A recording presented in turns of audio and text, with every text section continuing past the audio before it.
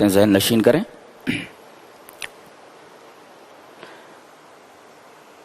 انسان پر جو بھی مصیبت آتی ہے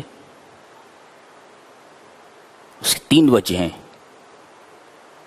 ریپیٹ کرتا ہوں، انسان پر جو بھی مصیبت آتی ہے اس کے 3 ریزنز ہوتے ہیں، 3 وجہیں ہوتی۔ پہلی وجہ وما اصابکم من مصیبت فبما کسبت ایدیکم، یہ جو تمہارے اوپر مصیبت آئی ہے یہ تمہارے ہاتھوں کی کمائی ہے، تم نے کرتوت ہی ایسے کیے ہیں کہ یہ مصیبت تمہارے اوپر آتی، یہ تمہارے کسی گناہ کی سزا ہے۔ تو ایک مصیبت تو آتی ہے جو کسی گناہ کی سزا ہوتی ہے۔ یہ آیت سورہ شورى کی ہے۔ سورہ تغابن میں اللہ نے فرمایا ما اصاب من مصیبت الا باذن اللہ، جو مصیبت تمہارے اوپر آتی ہے وہ اللہ کے حکم سے آتی ہے۔ کیا مطلب؟ اللہ کے حکم سے آتی ہے، مطلب یہ ہے کہ اللہ کے حکم سے یہ جو مصیبت آئی ہے اس کا مقصد یہ ہے کہ تمہارے کسی گناہ کا کفارہ ہو جائے۔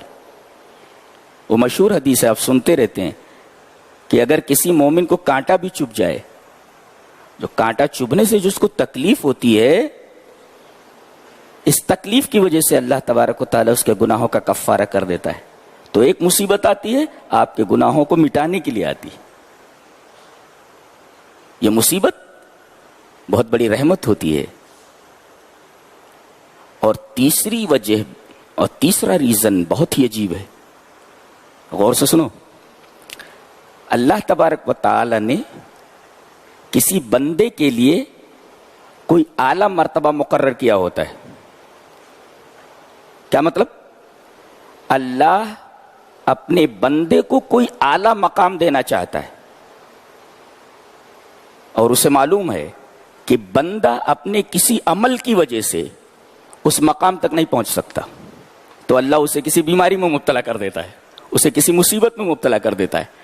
عمل کی وجہ سے اس اعلیٰ مقام تک نہیں پہنچ سکتا تو اللہ اسے کسی بیماری میں اور کسی مصیبت میں مبتلا کر دیتا ہے۔ اس مصیبت کی وجہ سے بندہ اس اعلیٰ مقام کو حاصل کر لیتا ہے، اس اعلیٰ مقام تک پہنچ سکتا ہے۔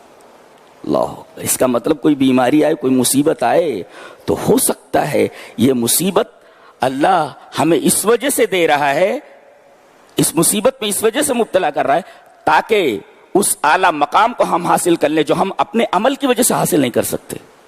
بہت گہری بات ہے، شاید آپ نے کبھی سنا ہو۔